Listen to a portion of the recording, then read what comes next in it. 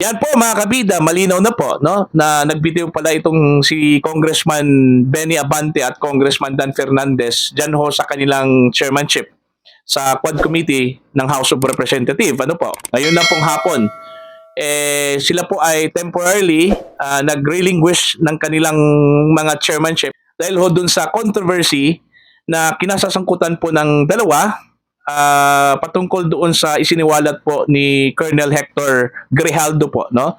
Dati hong Chief of Police ng Mandaluyong sa kanyang testimony ho doon sa Senate Blue Ribbon Committee, ano po, mga kabida. Kung maalala ho ninyo, nung isiniwalat ho ni Colonel Grijaldo yung di umano'y panggigipit ho sa kanya, yung coaching po doon sa affidavit na kung saan po ay meron hong mga sinabi ho itong si dating PCSO General Manager Royena Garma mga kabida patungkol doon sa reward system. Ano po, no? Ang sabi ho ni Colonel Grijaldo na pinipilit daw di umano siya na i-affirm yung statement ho ni Colonel Royena Garma na meron hong reward system nung panahon ho ng dating Pangulong Rodrigo Duterte sa kanyang kampanya laban ho sa illegal na droga mga kabida. Ano po? So yun po, ito po yung naging mitsa po ni Congressman Dan Fernandez at Benny Abante na pansamantalang magbitiw para ho mas fair yung Quad Committee dun ho sa mga hindi magandang impresyon, no? Keso bias na po, keso inu-coach daw yung mga testigo o yung mga resource person, no? Para lang po idiin mga kabida itong si dating Pangulong Rodrigo Roa Duterte. Anyway, bago yan, nagpahayag na po itong si dating Pangulong Rodrigo Duterte, ano po, no?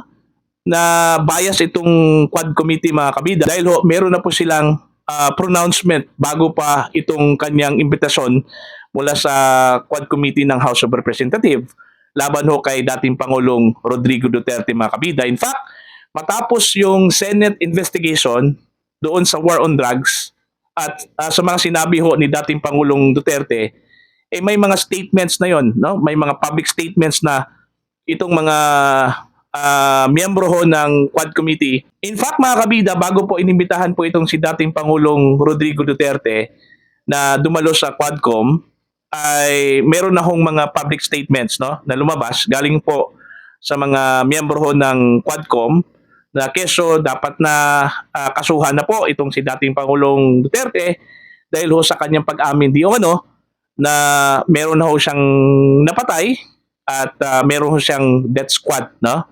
Itong si Digong mga kabida, no? Yun po yung nag-udyok ho kay dating Pangulong Duterte na hindi na dumalo dahil ho may prejudgment na po, no? At saka bias po yung Quadcom mga kabida, no? So yun po, no? Pansamantalang nagbitiw itong dalawa. So titingnan ho natin kung hanggang kailan yung kanilang pagbibitiw bilang mga chairpersons ng kanilang mga komite na kabilang ho dito sa Quadcom ng House of Representatives mga kabida. Siguro hanggat patuloy pa itong investigasyon sa war on drugs, mananatili po silang out dyan ho sa Quad Committee mga kabida, no?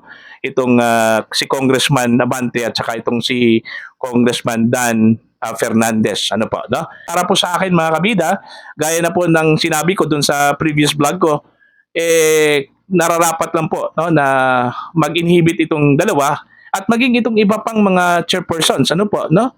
Kasi may mga public statements po na po sila no? Medyo nakikitaan na po ng kanilang bias po itong mga miyembro ho ng Quad Committee, ano po, no? Dapat sana itong mga miyembro ho ng Quad Committee mga kabida, since sila po yung nag-iimbestiga ngayon, dapat sealed yung kanilang mga bibig, no? Dapat wala pong mga statements, public statements na ikakasama po ng loob ng kanilang mga inimbitahang mga resource persons, no? Gaya po sa mga Dutertes, mga kabida, no? Marami na po silang mga sinabi, no?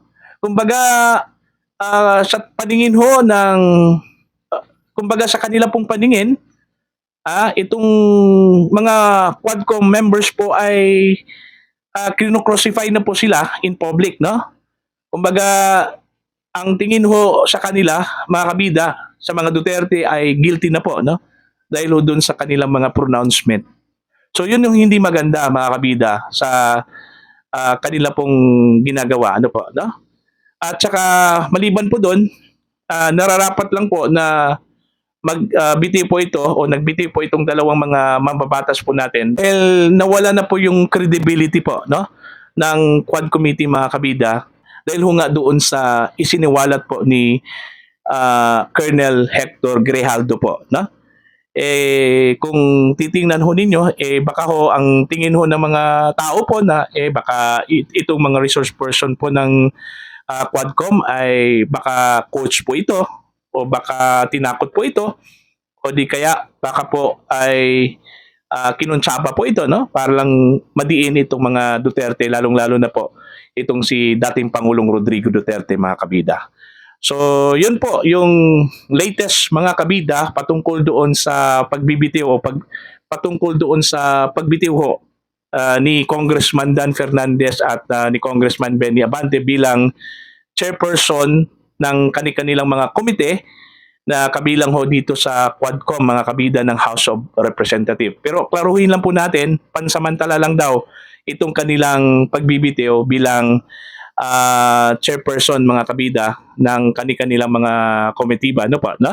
At hindi po ito tuloy-tuloy na po, no? Depende na 'yon, no, kung hanggang saan po itong investigasyon mga kabida ng Quadcom doon sa war on drugs. Kasi may narinig po ako na kahit na po sa next Congress ay magpapatuloy daw itong investigasyon, no, ng Quadcom doon sa war on drugs po ng dating Pangulong Rodrigo Roa Duterte. So yun po mga kabida, ang nangyari po ngayong hapon, unang-una ay hindi sumipot itong si Digong dahil ho doon sa tatlong grounds po. Una, bias yung Quadcom. Pangalawa, may mga public statements na po itong mga chairpersons ng Quadcom na against po sa mga Duterte at even against po kay dating Pangulong Rodrigo Duterte.